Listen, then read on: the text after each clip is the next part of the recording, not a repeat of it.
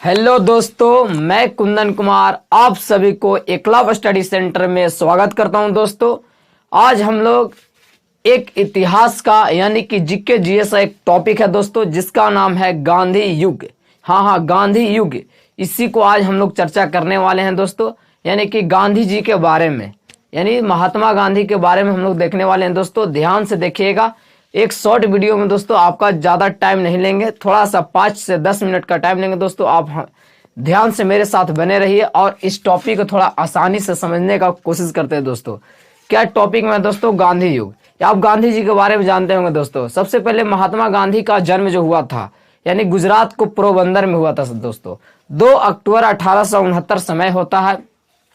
उनकी माँ का नाम है पुतलीबाई दोस्तों, और पिताजी मोहनदास करमचंद गांधी। और उनके एक खास बात है दोस्तों, आप लोग नहीं जानते होंगे क्या, कि उनके पुत्र कितने थे? तो 4। उनके कितने पुत्र थे दोस्तों? 4 पुत्र थे। एक का नाम था हीरालाल, मनीलाल और देवदास और रामदास दोस्तों। और वो उनके परिवार में ज़्यादा दिन, जैसे में उनकी माँ तो गुजर गई थी दोस्तों, और उनके यानी कि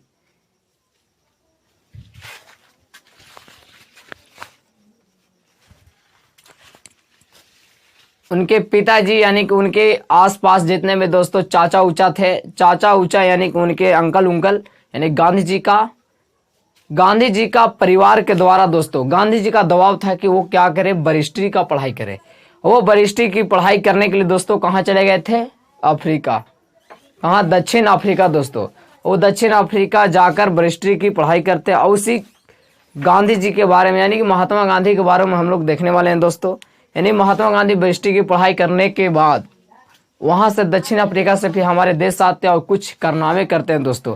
उन्हीं का जो योगदान है हमारे देश के लिए, जो हम 15 अगस्त 1947 को बोलते हैं कि हमारा देश आज़ाद हुआ था, महात्मा गांधी का बहुत महत्वपूर्ण योगदान था दोस्तों। उसी योगदान को हम लोग देखने वाले हैं, क्या योगदान था उनका, और कौन कौन सा डेट में कौन कौन सी घटनाएं घटी। यदि एग्जाम में, हर एक एग्जाम में दोस्तों यहीं से प्रश्न छपता है।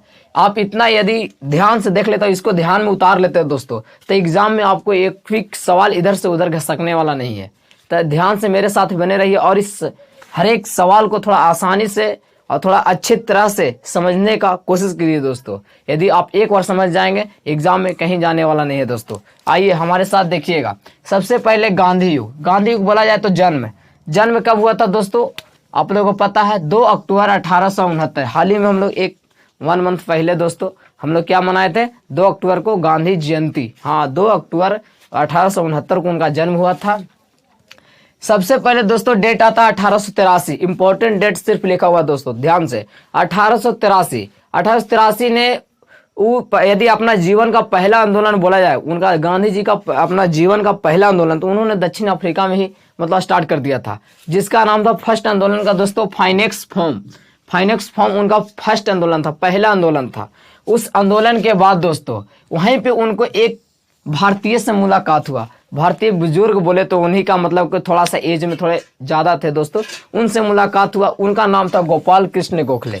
क्या नाम था उनका? गोपाल कृष्ण गोखले। गोपाल कृष्ण गोखले से मिलने के बाद दोस्तों वो थोड़ा सा वो अपने देश के लिए, वहाँ भी दक्षिण अफ्रीका, वो भी मतलब कि जनता के लिए, जनता के हित में बातें करते थे। तो गांधी जी उनसे मिलकर उनसे बोले कि हमको आप एक चीज सिखा दीजिए। क्या? कि हमको मतलब कि लड़ना सिखा दीजिए, कि देश को आज़ाद कैसे करेंगे, मतलब किसी भी देश को कोई सताए हमको तो हम उसके चंगुल से कैसे निकले। ये बातों को सीखने के लिए दोस्तों उसने गांधी जी ने किनका सहारा लिया? गोपाल कृष्ण गोखले का सहारा लिया।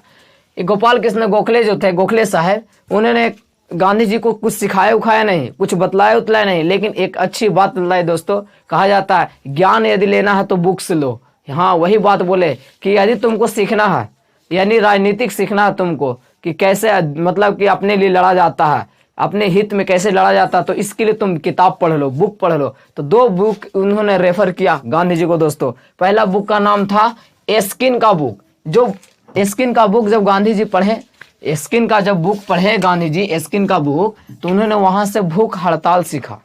भूख हड़ताल, ये भूख हड़ताल बहुत बड़ी चीज होती है दोस्तों। यदि हम लोग भूख हड़ताल पे उतर जाएं, भूख हड़ताल पे उतर जाएं बाहर में किसी भी सरकार के विरुद्ध में, तो सरकार की सत्ता हिल जाती है दोस्तों। इतनी बड़ी भूख हड़ताल एक आंदोलन टाइप की होती है। आज देखिए टॉलस्टॉय के बुक से क्या सीखे गांधी जी? आंदोलन करना सीखे। टॉलस्टॉय के बुक से क्या सीखे गांधी जी? आंदोलन करना, कि आंदोलन सबसे बड़ी चीज होती है। तो दो बात सीखे वहां पे, दो बुक पढ़े, स्किन का बुक से भूख हड़ताल और टॉलस्टॉय के बुक से आंदोलन सीखे दोस्तों। इसी तरह फिर वहां से गांधी जी ये दक्षिण अफ्रीका में ही ये सब बुक पढ़ लिए थे और वहां के बाद भारत आना चाहते थे दोस्तों। तो गोपाल कृष्ण गोखले को उन्होंने क्या मान लिया था? इतनी अच्छी बात सिखाएं, बुक बतलाएं, यानी कि नॉलेज दे, फ्री में एडवाइस देना, है कि नहीं? कितनी बड़ी बात है दोस्तों। तो इसी को लेकर गांधी जी ने गोपाल कृष्ण गोखले को अपना गुरु मान लिया। क्या मान लिया? गुरु, राजनीतिक गुरु। तो इसलिए एक सवाल आता है दोस्तों कि गांधी जी का राजनीतिक गुरु कौन थे? तो आप बता सकते हैं कि राजनीतिक गुरु कौन थे? गोपाल कृष्ण गोखले। गोपाल कृष्ण गोखले दोस्तों। आगे चलते हम लोग। समय बीतता जाता है और दक्षिण अफ्रीका से यानी कि गांधी जी पलायन होना चाहते हैं, हमारे देश आना चाहते थे। भारत उन्हीं का देश था अपना, है कि नहीं? वो यहाँ कुछ दिनों के लिए चले गए थे पढ़ाई के लिए। 9 जनवरी 1915 दोस्तों, डेट क्या है? 9 जनवरी 1915 को भारत आगमन होता है गांधी जी का। Gandhi is back. 9 जनवरी को डेट को हम लोग एक दिवस मनाते हैं दोस्तों, भारतीय प्रवासी दिवस। मतलब लोग बाहर से आने का उम्मीद रहता है हम लोग उस डेट को कि जितने भी हमारी जनता यानी हमारे लोग हैं वो जो बाहर में है वो हमारे यहाँ आए, घर पे आए, है कि नहीं? अपने गांव पर, अपने शहर में, अपने देश लौटे। तो उसी को बोलते हैं भारतीय प्रवासी दिवस, जो 9 जनवरी को मनाया जाता है। 9 जनवरी का डेट है भारतीय प्रवासी दिवस। और 9 जनवरी 1915 को दोस्तों भारत आगमन किनका होता है? गांधी जी का। गांधी जी भारत लौटते हैं। उसके बाद आने के बाद लेकिन वहां जब आ रहे थे दक्षिण अफ्रीका से, तो गोपाल कृष्ण गोखले ने गांधी जी को एक बात समझाकर मतलब भेजा था कि आप जब जा रहे हैं भारत तो आप वहां पे कुछ छेड़छाड़ नहीं करना है, यानी कि कुछ आंदोलन नहीं करना है, जाकर अफरा तफरी नहीं मचाना है। 1 साल तक आपको शांत रहना है और ऐसे ही मतलब कि यूं ही छोटे स्तर पर सामाजिक सेवा करना है। तो उन्होंने छोटे स्तर पर सामाजिक सेवा में क्या स्टार्ट किया था दोस्तों कि मतलब कि गली उली में जैसे कचरा उचड़ा साफ करना, लोगों को हेल्प करना, छोटे स्तर पर मतलब कि सामाजिक काम चालू कर दिया था, अपने पहचान बनाना चालू कर दिया था दोस्तों। कौन? गांधी जी ने। उसके बाद 1 साल बाद, जैसे 1 साल समय बीतता है अपने गुरु का बात मानते हुए दोस्तों, 1916 में उन्होंने साबरमती आश्रम की स्थापना करते हैं। सबसे पहले तो गृह त्यागी, देखिए न तो लोभ मोह माया नहीं रहेगा दोस्तों, तभी तो कुछ आप कर सकते हैं।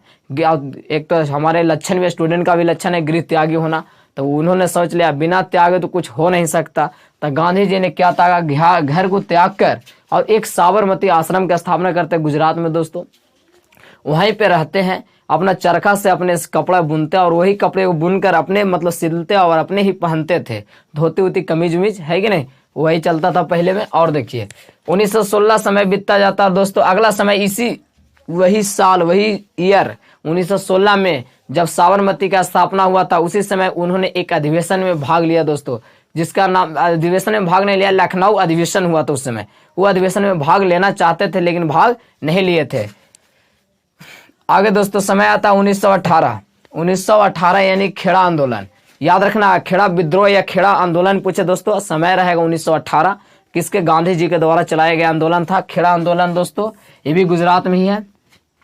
इसके बाद मिल मजदूर आंदोलन दोस्तों 1918 में ही, 1918 में खेड़ा आंदोलन, 1918 में मिल मजदूर आंदोलन। ये जो अहमदाबाद में हुआ था दोस्तों, मिल का हुआ था कि मिल जो होते थे मतलब कंपनी जो होते थे उसमें मजदूर लोग काम करते थे और मजदूरों लोग को सही वेतन और सही समय पर नहीं मिलना और सही काम, मतलब कि काम था 8 घंटा के काम करवाते थे अंग्रेज लोग 12 घंटा, और सही पेमेंट नहीं देते दोस्तों, सही उनकी आमदनी नहीं होती थी। उसके विरुद्ध में गांधी जी ने क्या? मिल मजदूर आंदोलन चालू कर दिया था जो 1918 समय। इसके बाद दोस्तों किसानों ने थोड़ा सा सब जागरूक होने लगा और किसानों ने भारी मात्रा में आंदोलन कर दिया, जिससे सरकार को, जो अंग्रेजी सरकार थी जो उन लोगों को क्या थोड़ा सा सोचना पड़ गया और सोच कर क्या एक कानून लागू कर दिया उन्होंने दोस्तों। क्या? Rowlatt act. समय होता 1919 में एक रॉलेट एक्ट लाया। इस कानून में बोला उन लोग दोस्तों कि न तो कोई वकील होगा, न तो कोई जलील होगा, न तो कोई दलील होगा, मतलब कोई किसी के विरुद्ध में न तो खड़ा होगा, न तो कोई बोलेगा, न तो कोई जलील होगा, मतलब ये सब होएगा ही नहीं तो हम आंदोलन क्यों करेंगे, है कि नहीं?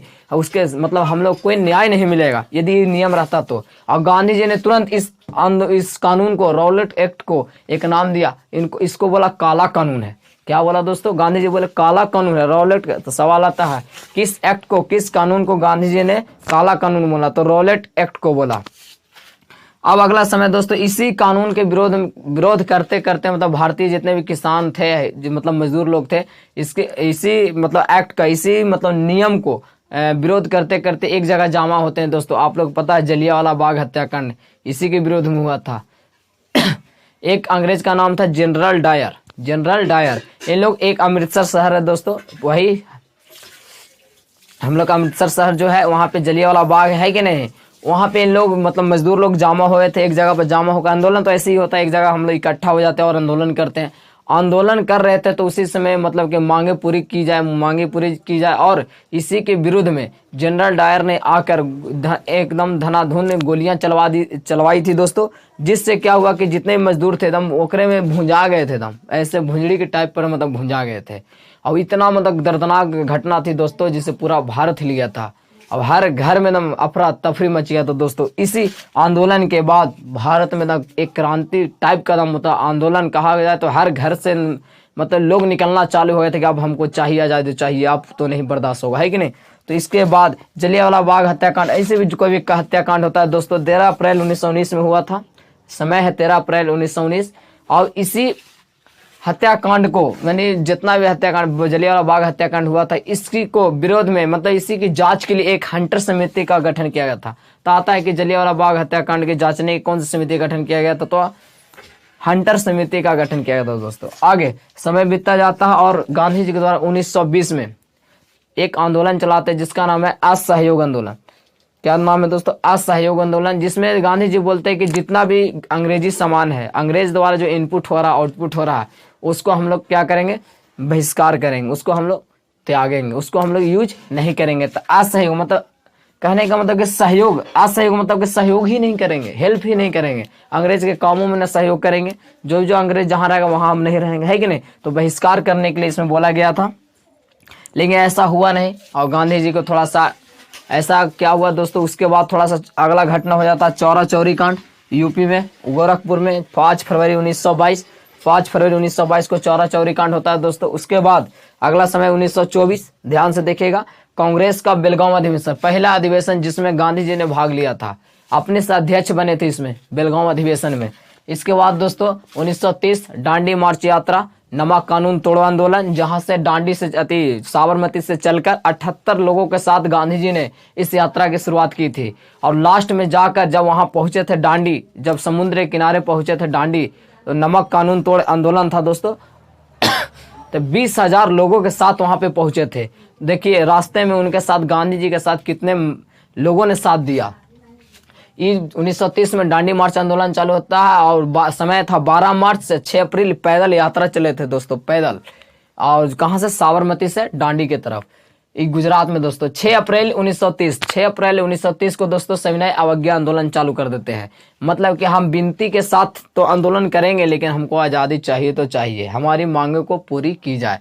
गांधी दोस्तों सविनय अवज्ञा आंदोलन कहने का मतलब विनय के साथ, मतलब सविनय के साथ आंदोलन, मतलब विनती के साथ ही आंदोलन, कोई लड़ाई झगड़ा, कोई बमबार्द नहीं, लेकिन आंदोलन होगा। तो 6 अप्रैल 1930 को सविनय अवज्ञा आंदोलन चालू करते हैं गांधी जी। और 24 सितंबर 1930 को पूना पैक्ट होता है। पूना पैक्ट समझौता हुआ था दोस्तों 24 सितंबर 1930 को। और अगला डेट है दोस्तों 1942 यानी कि भारत छोड़ो आंदोलन। यही आंदोलन तो कहा जाए तो पूरा भारत को 80% आज़ाद करा दिया था दोस्तों। यहाँ से अंग्रेज पलायन करना स्टार्ट कर दिए थे, अंग्रेज जाना चालू कर दिए थे, और हम लोग को 12 सूत्री का मांग पूरा हो चुका था। और समय भारत छोड़ो आंदोलन के बाद दोस्तों 15 अगस्त 1947, जो आप लोग सभी को पता है कि हमारा देश क्या हो गया था, आज़ाद हो गया था दोस्तों। इम्पोर्टेंट जितने भी इम्पोर्टेंट डेट थे, हम सभी डेट को यहाँ पे बता दिए हैं। ये गांधी जी से संबंधित जितने भी इम्पोर्टेंट डेट थे सभी बता दिए। और इस डेट को दिल और दिमाग में उतार कर रखिए, काहे कि आप जिस एग्जाम में जाइएगा दोस्तों, आपको इस डेट से बाहर, मतलब ये जितने इंपॉर्टेंट डेट लिखे हुए हैं गांधी जी से संबंधित, इससे बाहर आपको नहीं मिलेगा, इससे बाहर आपको नहीं मिलेगा। आप विश्वास रखिए, थोड़ा सा अपना छोटा भाई को थोड़ा सा रिस्पॉन्स दीजिए और थोड़ा सा हमारे चैनल को सब्सक्राइब कीजिए दोस्तों। और ऐसे ही हमारे वीडियो को देखते रहिए और बने रहिए। अगले वीडियो में फिर मिलते हैं दोस्तों। आज के लिए इतना ही, बाय।